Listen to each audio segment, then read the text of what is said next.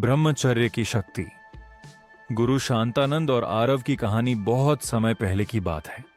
हिमालय की पहाड़ियों के पास एक शांत आश्रम था। वहां एक वृद्ध गुरु रहते थे, गुरु शांतानंद। दूर दूर से लोग उनसे ज्ञान लेने आते थे।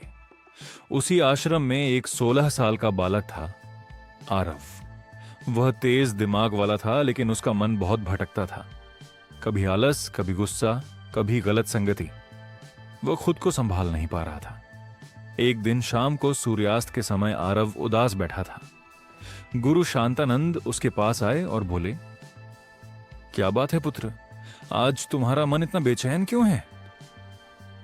आरव बोला, गुरुदेव, मैं पढ़ना चाहता हूं, मजबूत बनना चाहता हूं, लेकिन मेरा मन बार बार भटक जाता है।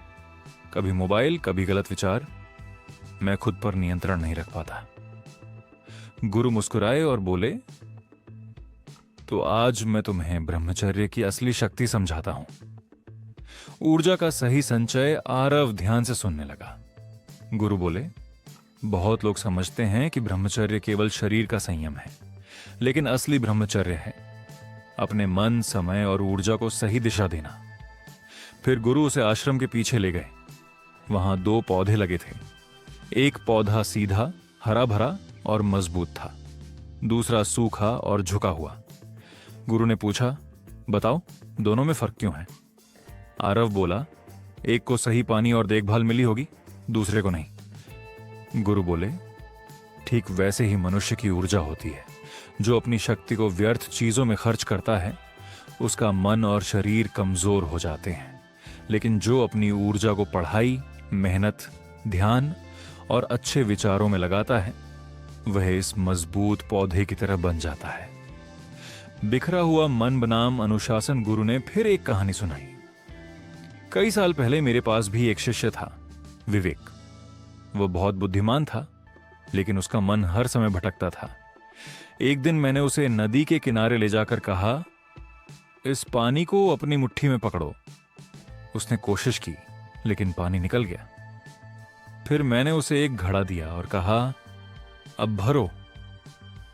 इस बार पानी बच गया। आरव ने पूछा, गुरुदेव, इसका क्या मतलब था? गुरु बोले, जिस इंसान का मन बिखरा होता है, उसकी शक्ति भी पानी की तरह बह जाती है, लेकिन जिसका मन अनुशासन में होता है, वह अपनी शक्ति को संभाल कर महान काम कर सकता है। जीवन बदलने वाले 3 नियम। फिर गुरु ने आरव को 3 नियम बताए। पहला, सुबह जल्दी उठो। सूर्योदय से पहले उठने वाला मन जल्दी मजबूत होता है। दूसरा, गलत चीजें मत देखो और गलत संगति से दूर रहो। जैसा तुम देखते और सुनते हो, वैसा ही मन बनता है। तीसरा, अपने लक्ष्य को हर दिन याद करो। खाली मन सबसे जल्दी भटकता है। जब आरव ने पूछा कि अगर मन बार बार हार जाए तो क्या करें, तब गुरु ने धनुष का उदाहरण दिया और कहा, यह खिंचाव ही संयम है। जितना संयम होगा, तीर उतना दूर जाएगा। कहानी का उपसंहार। आरव ने धीरे धीरे अपने जीवन को बदलना शुरू किया। शुरुआत में मुश्किल हुई, लेकिन हर दिन वह थोड़ा मजबूत होता गया। कुछ साल बाद वही आरव गांव का सबसे सम्मानित और बुद्धिमान युवक बना। उसने गुरु से पूछा, ब्रह्मचर्य का सबसे बड़ा लाभ क्या है? गुरु मुस्कुराए और बोले, सबसे बड़ा लाभ है अपने मन का मालिक बन जाना।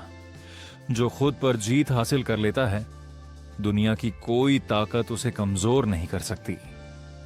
सीख, ब्रह्मचर्य केवल किसी चीज को छोड़ना नहीं, बल्कि अपनी ऊर्जा, समय और मन को सही दिशा में लगाना है। अनुशासन और संयम ही इंसान को भीतर से फौलाद बनाते हैं।